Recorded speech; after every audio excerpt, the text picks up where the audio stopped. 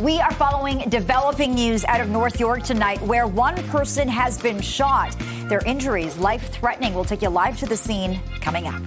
And tensions remain high in the contentious LCBO labor dispute. It's now day 5 of the strike with no end in sight. The latest developments coming up. And counting down to a semifinal showdown. Canada takes on Lionel Messi and Argentina at tonight's COPA America matchup. Can they do the unthinkable? We'll find out. This is Live at 5.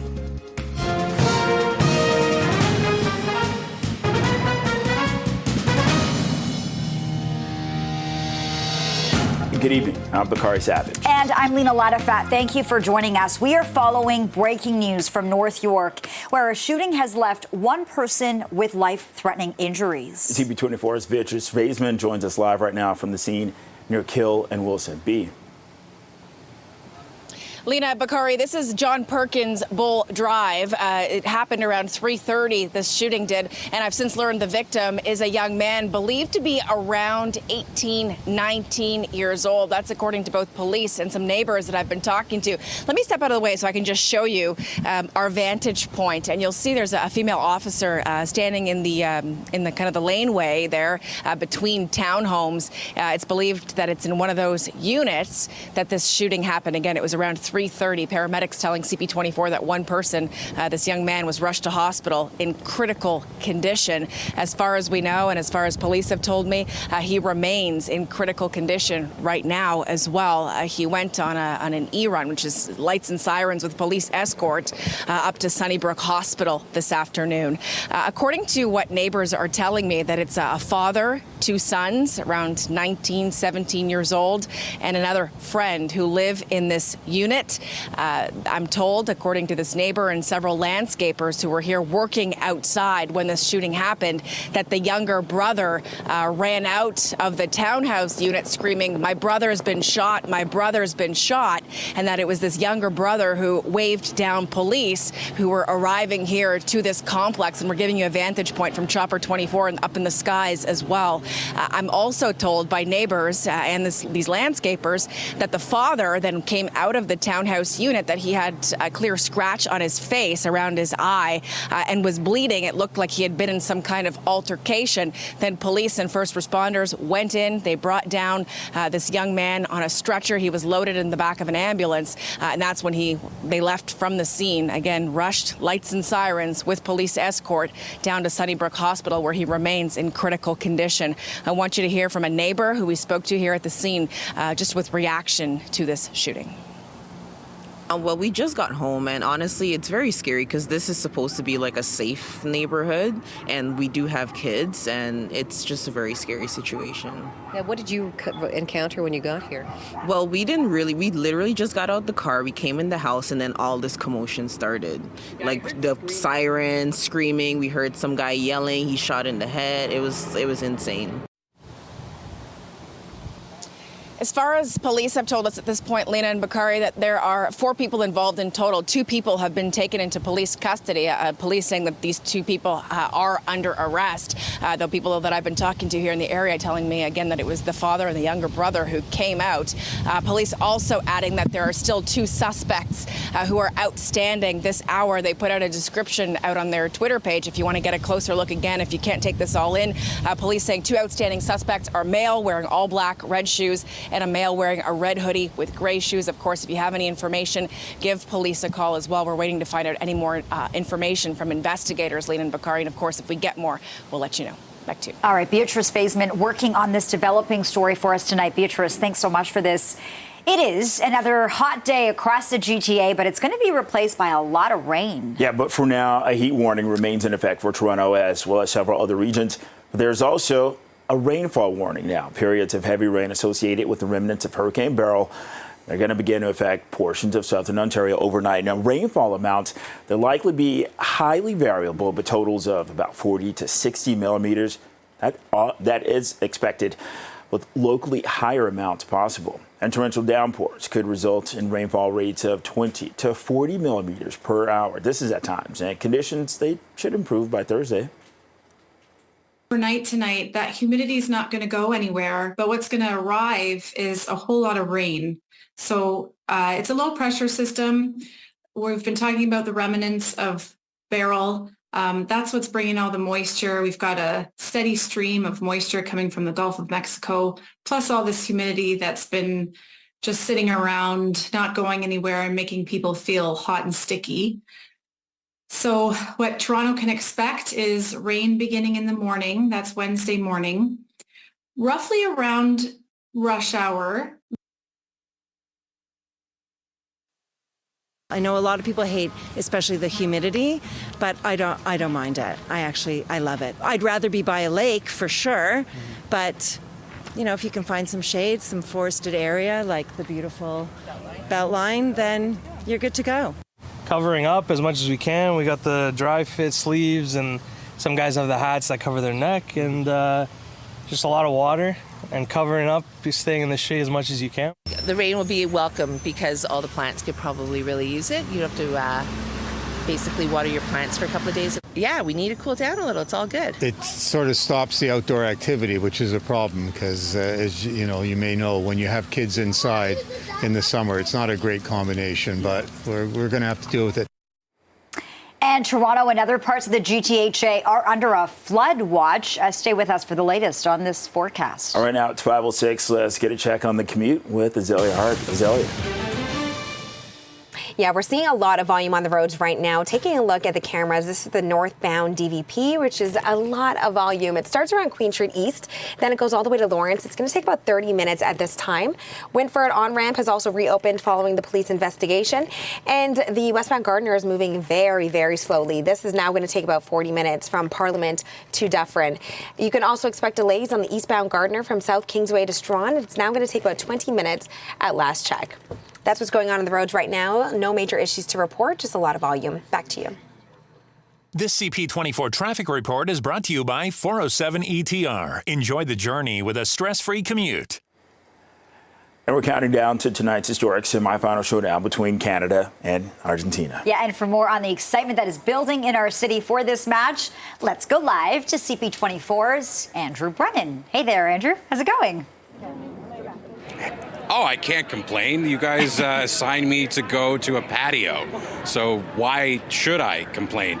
Although, Bakari, I did promise you, so I'll see you after your shift's over, somewhere over there. We're at Rendezvous, not far away from the station, so I didn't have to walk far either, and we were trying to get some fans talk soccer now, but because the okay, come here.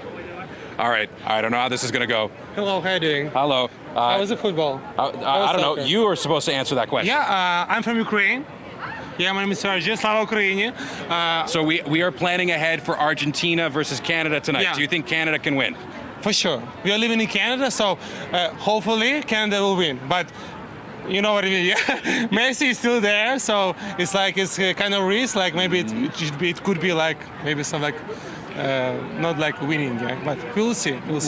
We are going to see. So yeah. The last question is what does Canada need to do to try to shut down Messi? Can you shut down Messi? Just kill him, like. No. We're not going to. Sorry, just to confirm, we're not articulating the death of Lionel Messi. Kill in the game. Okay. Like trying to find someone who will like all the time be with him very close. I see. Like support him like very close all the time and trying to like all the time to be with him. That's only one way. Maybe even like two people. Like maybe three. I'm really glad he specified. I was a little concerned there. Thank you very much. Take care. Slava Ukraini. Thank you again. Okay, so just to confirm, no wishing of death to Lionel Messi. 2, no wishing death to Lionel Messi. And 3, Alphonso Davies and Jonathan David maybe have to have one of their best matches ever. We'll see how this goes. And number 4, just to confirm, say it with me, Leona Bakari, no death to Lionel Messi. I don't want any Argentinian fans coming after us, so say it with me now. No death to Lionel Messi. Yeah, we do not endorse that around here. No death to Lionel Messi. Message received. Thanks for that important clarification. Andrew Brennan reporting live. We'll check with you soon. Thanks, Andrew. All right, some plant-based beverages are being recalled after a number of people in Ontario fell ill with listeria. Yeah, the recall is for Silk brand almond milk, coconut milk, almond coconut milk, and oat milk, as well as Great Value brand almond milk. They have expiry dates up to and including October 4th. Ontario's Chief Medical Officer of Health, Dr. Kieran Moore, says 9 people in the province have become sick with listeriosis and 5 people have been hospitalized. The Canadian Food Inspection Agency says products contaminated with listeria may not look or smell spoiled, but you can still get sick. All right, there are new developments tonight in the strike at the LCBO. Ontario Liberal leader Bonnie Crombie just joined members of OPSEU on the picket line here in Toronto. Let's go live to CP24's Melissa Duggan for the latest. Both sides not backing down, that's for sure, Melissa. That's right. And that news conference on the picket line just wrapping up here at the LCBO flagship location just off Queen's Quay. We did see Liberal Party leader Bonnie Crombie toss her support behind the striking workers. This is day 5 of the strike by more than 9,000 LCBO workers, and it doesn't look like it's going to be ending anytime soon. I'm with the president of OPSEU, the union representing those workers, JP Hornet. What's the status right now of talks with the government? Yeah, talks are still broken down. I mean, we will return to the table the minute that the mediator calls us back and says there's room for meaningful discussion. Absolutely. We know that there's room for a settlement. We also know that the worker power here, that we're demonstrating, that they're standing strong and that they are ready to stay here until we build enough pressure on the government to move on their positions. What does it mean to you to have the support of the Liberal leader Bonnie Crombie today? Hey, listen, all of the opposition parties have come out and supported these workers because they know that what's happening is that you don't take $2.5 billion out of revenue. You don't try and sell off pieces of the only thing in the government that's actually making money. And so we are really proud to have the support of all of the parties in backing these workers in order to do what's right. A repeated line we keep hearing is that ready-to-consume cocktails are a big sticking point. We are hearing from the government that they're not ready to budge on that they will be going to convenience stores and to grocery stores. What's your stance on there? Will you be giving up any room on this? Hey, listen, what we're looking at is that these issues are a lot more complex than just one element such as ready-to-drink cocktails. What we're looking at is a round of negotiations. It's about how do you modernize the LCBO? How do you actually liberalize alcohol distribution in a way that doesn't continue to suck money out of the public coffers? How do you protect the jobs of these 9,000 workers in that process? So what we're looking at is a meaningful proposal that would protect jobs, allow us to modernize, and would keep the revenues flowing into public health care and education where they belong through the LCBOs. Negotiations just seem to be deadlocked right now. Who's going to budge first? I have no idea. What I can tell you is that we have seen nothing but public support on our lines. We've been traveling the province for the past 5 days, and we are seeing increasing public support. We've been seeing a lot of really fantastic media coverage, which we appreciate. But the most important thing is if you talk to any single worker on one of these lines, they know why they're out here. They know why it's important. They're proud of the work that they do, and they're proud of what they do, that what they do funds healthcare and education in Ontario. With the strike really digging in right now, we are seeing more activity on picket lines by OPSEU members. At distribution centers, we're seeing deliveries out of those distribution centers interrupted by picketers. Is that your strategy? Are you going to continue with that? Listen, a basic premise of any strike is that you do not cross a picket line. That's true for every trade unionist, but it should also be something that's important for all workers. We need to show that solidarity and support for one another so that we know that when we need to take a stand, we can. The only power that a worker has is the ability to withdraw their labor if necessary. We've been negotiating with the LCBO and the government in good faith since March to table a last-minute proposal that they knew would not meet the needs of these workers to protect their jobs, their livelihoods, their futures, was, a really nasty negotiating tactic. That said, when they're ready to negotiate in good faith, when they're ready to have a conversation that would meet those key demands, we'll be there. We are running out of time, but I want your reaction to Doug Ford's video that he posted yesterday, that interactive map, more than 2,000 places where people can pick up alcohol while the strike continues. Is that a valuable resource for consumers? You know what would be a valuable resource for Ontarians, as the chair of the team, Colleen McLeod, said, is a map of where you could find a family doctor. I would add to that, it would be really nice to see a map of all the ER closures that we've seen under Doug Ford, a map of the schools that require repairs.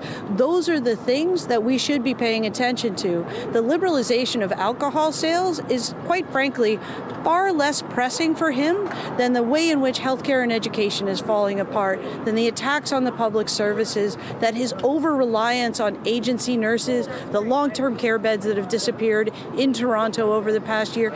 This is ridiculous. His concentration, his focus on booze is a distraction from the things that are really important to Ontarians. OPSEU President JP Hornick, thanks so much for joining us tonight. Another high-profile endorsement coming tonight for striking workers. We're going to see federal NDP leader Jagmeet Singh joining a picket line, speaking to workers there. Back to you. All right, a busy day, that's for sure. Melissa Duggan, live from the picket line tonight. Thanks so much, Melissa. It is 5:15, 28 degrees, feeling more like 35 out there. You're watching Live at 5. Now, the city's facing a $1.9 billion question with several options on the table. We're going to explain coming up.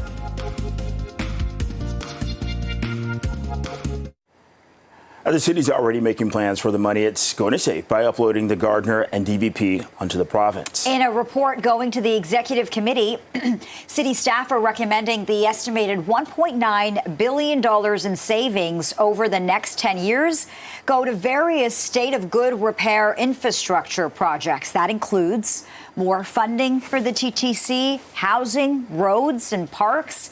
$50 million was already identified in this year's budget. That'll go toward road work and recreation and amenity improvements at parks. And for more on this, we're joined live tonight by City Councillor and Toronto's Budget Chief, Shelley Carroll. Good to see you, Councillor. Thank you for joining us here on Live at 5.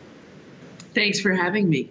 Look, it's no secret that the city certainly needs cash right now. $1.9 billion sounds pretty good. Give us a sense of where these savings could go. Well, the important thing to remember is these savings are coming from saving on the state of good repair of the Gardner and the DVP. That's why the province offered to upload them and take over that big piece of state of good repair. It was stopping us from other very important repairs. And so since that's where the savings come from, that's where they need to go, into the state of good repair of the TTC base system. Any rider will tell you that's key. And then we have a number of other priorities within the city's capital plan that have really been lagging behind in getting that good state of good repair work done. Former Councillor Kelly used to call it SOGR the Ogre, SOGR, is in every budget paper that's handed to every councillor. And we all want to do those repairs, but we get further and further behind. This upload that the province has been willing to undertake has left us with almost $2 billion we can spend on these other high priority needs. And Councillor Carroll, this $1.9 billion, that's over a 10-year period. How and when will that money come? Well, each year we'll be choosing projects to the tune of anywhere from $200 to $300 million that would otherwise have gone to the annual repair of the Gardner and the Don Valley Parkway sections. And we will apply it to projects using this list of priorities. TTC-based things have to be done. There's even some money in here for some of our Toronto-run social housing. We very much need to do repairs there, but we have already done a really good investment of about $2 billion there that we did in partnership with the federal government. This will allow us to do more each year. So each year for the 10 years, we'll take those savings and apply them across this list of other departments. Is there any money here, Councillor, to go towards speeding up construction on the Gardner? Because that is top of mind for so many drivers in and around our city. Well, right now we're wrapping up. We're doing some of the work on the Gardner while the deal is being inked and finalized to when it becomes a provincial responsibility. But we are already just in year doing everything we can. The chair of the Works Department, Deputy Mayor McKelvey, directed staff to do everything they could to get to where we're round the clock working on it, and also sent staff out.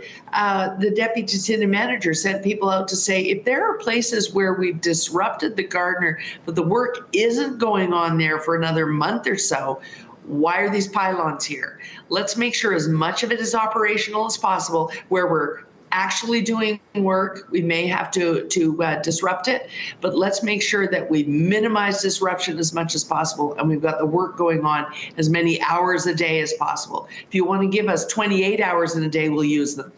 Okay. City Councilor and Budget Chief Shelley Carroll, thank you for your time this evening. Thanks so much. You bet. Thank you.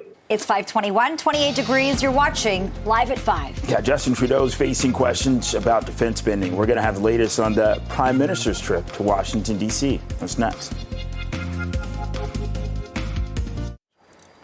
Welcome back. Scouts Canada has launched a phone line where people can get expert advice to deal with their camping conundrums. Yeah, the Camptastic helpline. It's available for free, 24 hours a day, 7 days a week. It will allow people to get answers to common camping issues, such as how to deal with wildlife encounters or how to use the bathroom outdoors. A phone line will connect campers with pre-recorded solutions from Scouts and volunteer Scouts. And Scouts Canada says that the call-in line is designed for campers who are already at their campsites and find themselves in a pinch. It's 5:28, 28 degrees. You're watching Live at 5. And we're following a developing situation in North York. This is where one person has been shot. We're going to have the latest from the scene with Beatrice Baseman coming up.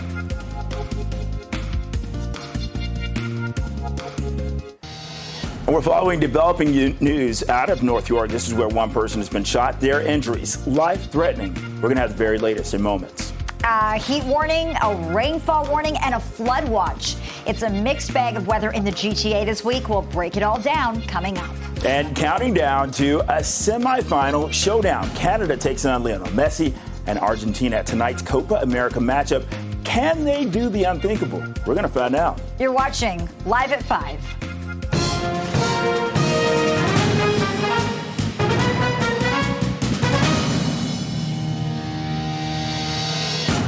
Good evening, and thank you for joining us. I'm Lena Latafat. I'm Bakari Savage. We're following breaking news from North York. This is where shooting has left one person with life-threatening injuries. CP24's Beatrice Baseman joins us live from the scene near Kiel and Wilson. You've been speaking with people there, Beatrice. What can you tell us tonight? I have, Lena. I'm being told by neighbors that the shooting victim is a young man believed to be around 18 or 19 years old. As for who lives here in this townhouse unit complex, a father, 2 sons, again, that 18, 19-year-old and a younger brother, and then another friend who lives with them here. And I'm told, according to these neighbors and some landscapers who are out here working across the street, that it's the older brother, the 18, 19-year-old, who was shot here. It was around 3:30 in the afternoon. Let me show you what it looks like here.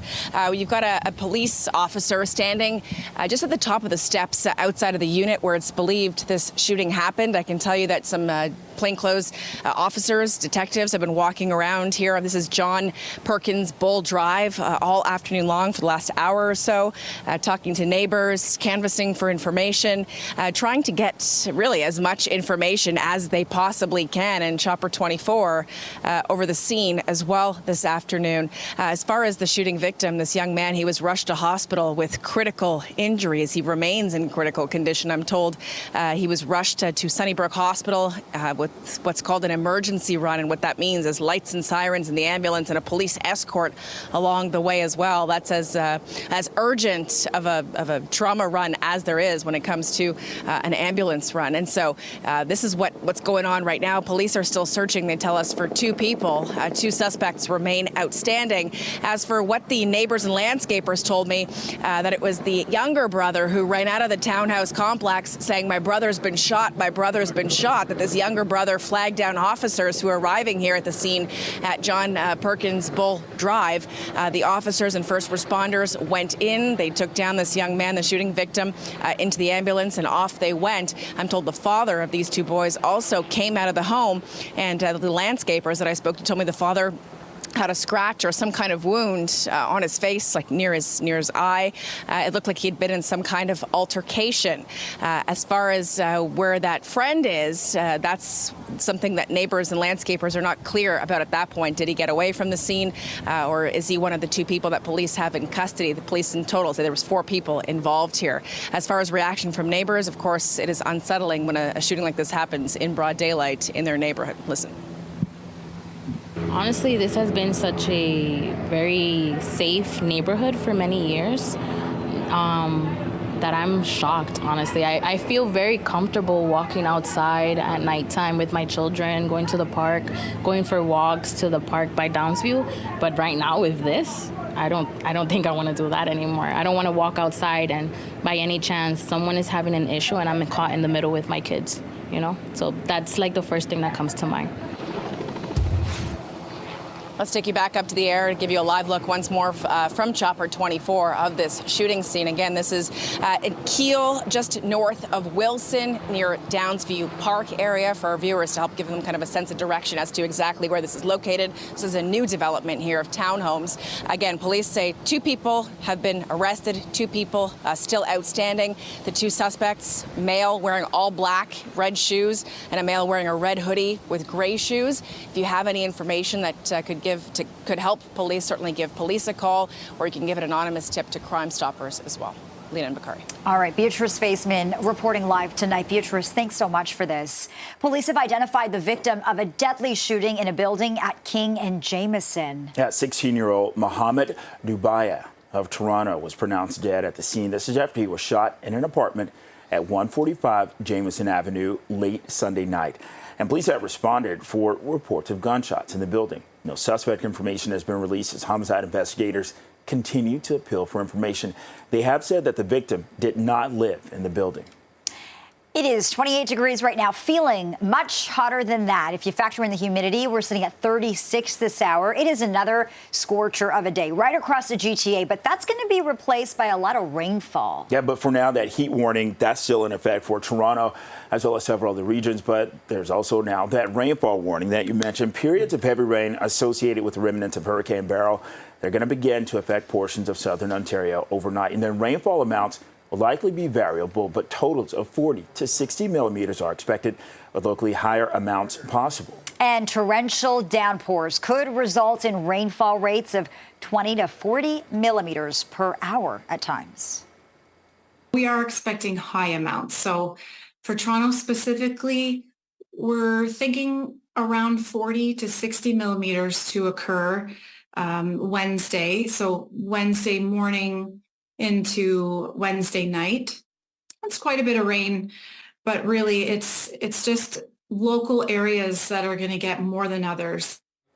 Okay, and Toronto and the GTHA under a flood watch. We're watching for the system really closely. Conditions should begin to improve later on in the week by Thursday. Right now it's 5:36. Let's get a check on the drive with Azalea Hart. Azalea, good evening. Good evening, Lena and Bakari. So we're seeing a few different issues on the roads right now. We can take a look at the cameras. This is the eastbound 401 collector at Weston. There's a disabled vehicle blocking the right lane.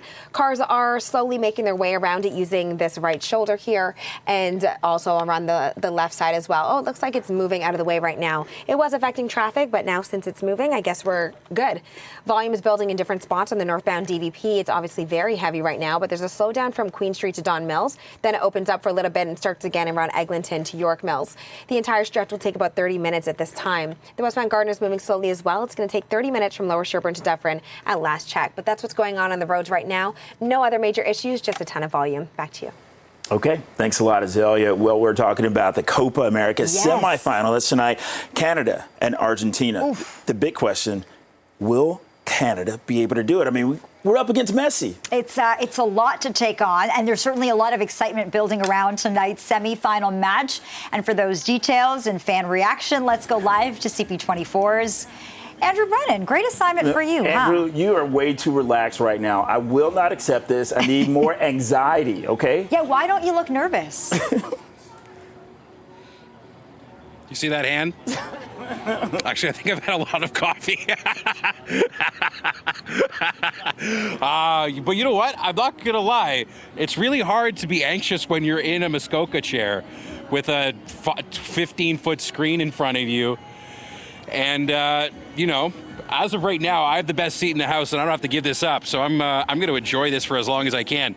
We have talked to a few fans of Team Canada, Canadians from all across the city who came out because they already had a match to watch for Euro, watching France. Unfortunately for the French that were here, being defeated handily by the Spaniards in the Euro Cup match. But we did talk to a few people about what they expect tonight, and particularly when you're talking about how to deal with Lionel Messi. unlike the guests we had at 5 o'clock who may or may not have wished death upon this man. And again, we are not condoning the death of Lionel Messi, just for people at home. Got to make sure that that's clear. How do you deal with someone who's a perennial talent, a once-in-a-generation talent? Well, they have some ideas. Take a listen. It's pretty amazing. I mean, I for one wasn't really expecting for them to go this far, and it's just amazing to see Canada progress and do so well in this championship, especially for their first time being in it. It's great for the sport, it's great for the country, and it's just really exciting all around to be here in this moment. We saw it in the last time. They played very well, they defended well, and I think with penalties we can win against Argentina.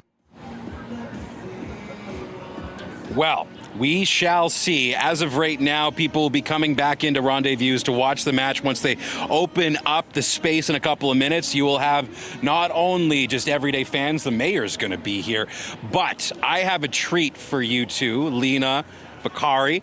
Coming up later on in the show, I think I have probably the best, if not greatest, if not most passionate football fan in all the land joining me on CP24. So viewers, sit tight, get ready. You will not have a better seat than this one, but it'll at least be a good show. So hang tight, we'll talk in a few. That's quite the teaser. Can't wait to catch up. That's a big promise. That's a big promise. I believe he whet our appetites. Oh, boy. Andrew Brennan, thanks so much for this. We'll chat soon, Andrew. 540, 28 degrees. You're watching Live at 5. Doors at the LCBO, they are still closed tonight, and workers appear strong on the picket line. We'll have the very latest from the union. That's coming up next.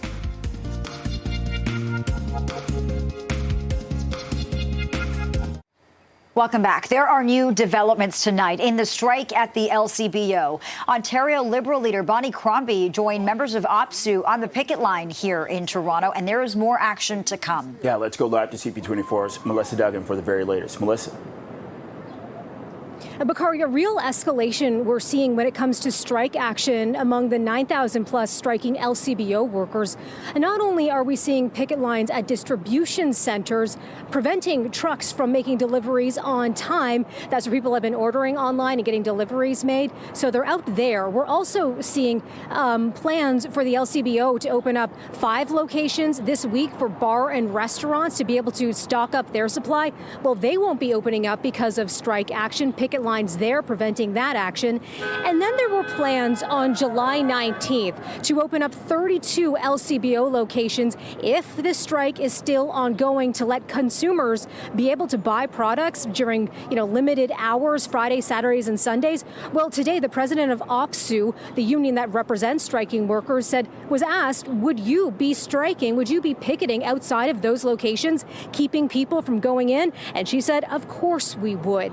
We heard more from OPSEU's president, JP Hornick, today. She was reacting to Doug Ford's video that he shared yesterday of that interactive map showing Ontarians where they could buy alcohol during this strike. Here was her reaction. We saw just yesterday, Premier Ford put out a video with an interactive map on where to find alcohol in this province that's not an LCBO site. What would be a much more useful map is one that tells us where to find a family doctor. What would be a much more instructive map would be one that demonstrates where all the ER closures have been under Premier Ford's government. A really useful map would be one that shows where the schools are that need repairs, because these are the people that do the work that funds those things. This is about the workers. This is about job security for them. This is about fair wages, livable wages, and fair treatment. And you know what creates a great deal? A great deal is created when you come back to the bargaining table, put your best offer forward, and the union and bargain in good faith. That was Liberal leader Bonnie Crombie putting her support behind those striking workers.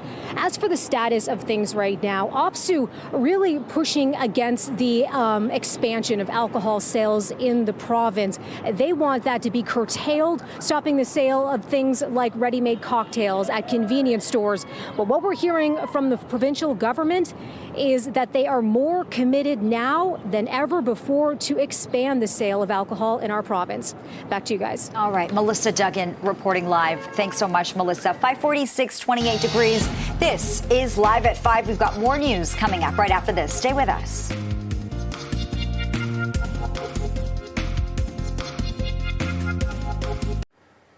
Well, Green Party Deputy Leader Jonathan Pedneau says that he's stepping down from his post for personal reasons. It's been the honor of a lifetime to serve alongside Elizabeth May and Mike Morris, two outstanding members of Parliament who dedicate their every waking hours to Canadians in a way that sadly partisan politics today in Ottawa doesn't quite exemplify. I am disappointed, to put it mildly, to lose his role in a shared leadership effort. I remain committed to the path that the Green Party is on internally for constitutional reform, to constitutionally address the issue of co-leadership and why it is a preferable course. Pedneau and Elizabeth May won the Greens' 2022 leadership campaign as a co-leadership ticket. However, they've been serving as leader and deputy leader as the co-leadership model requires members to approve changes to the party's constitution. Pedneau is a human rights investigator, activist, and documentary maker. He ran in a Quebec by-election last year, seeking to secure a third seat for the Greens, but finished in fourth place. Well, Canada is providing more than $1 million in humanitarian assistance funding to the Caribbean in response to the devastation caused by Hurricane Beryl. The aid will allow Canada's humanitarian partners to provide life-saving support, food and logistics services. Canada is also deploying personnel on the ground in the Caribbean to help with relief efforts and assist with preparations in advance of future major disasters. And we have been telling you about the LCBO strike, now in its fifth day, no end in sight. And for more on how the strike is impacting some of the smaller outfits across the province, we're joined live by Carolyn Hurst, owner and founder of Westcott Vineyards in the Niagara region. Thank you so much for joining us, Carolyn. Good to be with you tonight. Give us a sense of how this strike is impacting you. What's it doing to demand? Well, demand on site at the wineries is going up. Our online sales are going up. We're very busy. Can you tell us about how you're keeping up with that demand? Were you expecting this kind of reaction? Yeah, I guess we were hopeful that there wouldn't be a strike. The strike is very disruptive to our business. We hope that they can settle soon. And what is your message to people who want to come out and support you? Because there's been a real push from the Premier as well to support local breweries, wineries, and distilleries. Yes, absolutely. It's a great time to come and explore wine country Ontario. There are hundreds of wineries across the province that are open for business. Many have got buy online and with free delivery. And so we're hopeful that while the strike is on, that this will give Ontario consumers an opportunity to try many of the great wines. We're making fantastic wines in this province, and we would really love to be able to get that wine into the hands of consumers. And really quickly, the Ford government's decision to expand alcohol sales in this province has proven to be a really contentious move. What do you make of that? I think we're hopeful that whatever comes out of this, that small wineries will have a place in whatever retail options are available. Our members of the Ontario Craft Winery Association are all small businesses. We're not big international corporations with massive marketing budgets, and so we're hopeful that when these new programs roll out in terms of expansion of retail, that there's a space for small Ontario craft breweries in every channel, and give Ontario consumers opportunity at every touch point to be able to enjoy our beautiful Ontario products. Yeah, lots to explore for sure. Carolyn Hurst, owner and founder of Westcott Vineyards in the Niagara region. It's been really good to get your perspective, so thank you for joining us tonight. Thank you for having me. Take care. Well, defending champion Carlito Alcaraz is moving on at Wimbledon.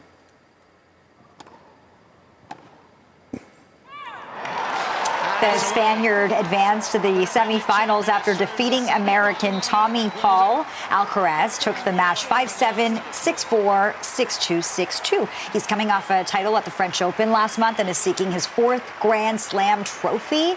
He will face Russia's Daniil Medvedev in the semifinals. Well, Spain has advanced to the final of the European Championship.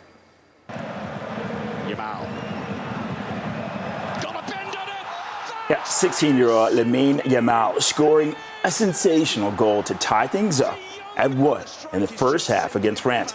He's the youngest person to ever score a goal at the tournament. Minutes later, the Spanish side would score the match winner. Spain beats France 2-1. They take on the winner of tomorrow's match between England and the Netherlands. It is 5:54, 28 degrees. You're watching Live at 5. Coming up, we are speaking with soccer fans as we get set for the big semifinal matchup tonight. It's going to be a big one between Team Canada and Argentina.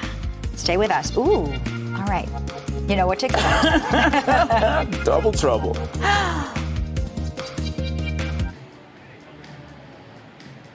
Barely 2 hours till kickoff, and a lot is on the line. Can Team Canada do perhaps the unthinkable? Well, to maybe call it an expert opinion, let's bring in our resident news anchor / football hooligan. Yeah, I'll keep it PC. Okay, keep it PC. Phil Perkins, take it away. What do you think we need to do? Okay, I'll say this right now. A lot of people probably see Canada at this point, the semifinals of Copa America, and think they're going to get absolutely blown out by Argentina. That's what they thought in the first match of Copas. And you know what? I think I think Canada, which is going to have a lot of Toronto fans here at Rendezvous, I think they're not just going to lay down. I don't think they're just going to be happy to be there. Hearing from, head coach Marsh, and then hearing from other players, Alphonso Davies and Jonathan David and Ishmael Kone, it seems like they're going to come here in it to win it. All gas, no brakes. I don't think they're just going to be happy to be there. I think they're just going to play the ball that they've been playing. It's been pretty beautiful right now. Maybe not the most pleasing to the eye, but they've been playing offensive football. They've been going forward with the ball and not parking the bus. And I think they're just going to, like I said, all gas, no brakes, empty the clip against Argentina. You never know if you're going to get back here again at the next Copas. Well, I never know if we're going to get back on camera together again. So I have to ask very quickly. Yes. What is the most important thing for for Canada to do to support its team? Show up, show out. I'm seeing a lot of bars absolutely packed with people, and showing the enthusiasm that you see the likes of, with the Dutch and with the English, and show the passion that we just saw earlier today with France and Spain with a belter of a semifinal in the Euros, and just bring that enthusiasm for your own country, for Canada. And I'm seeing the lineup. It looks pretty good. All right, I guess we got to bring it, and we also have to send it home. Bye, guys. All right. Hey, that was gold. Yeah, I love that. was gold. Or it was gold.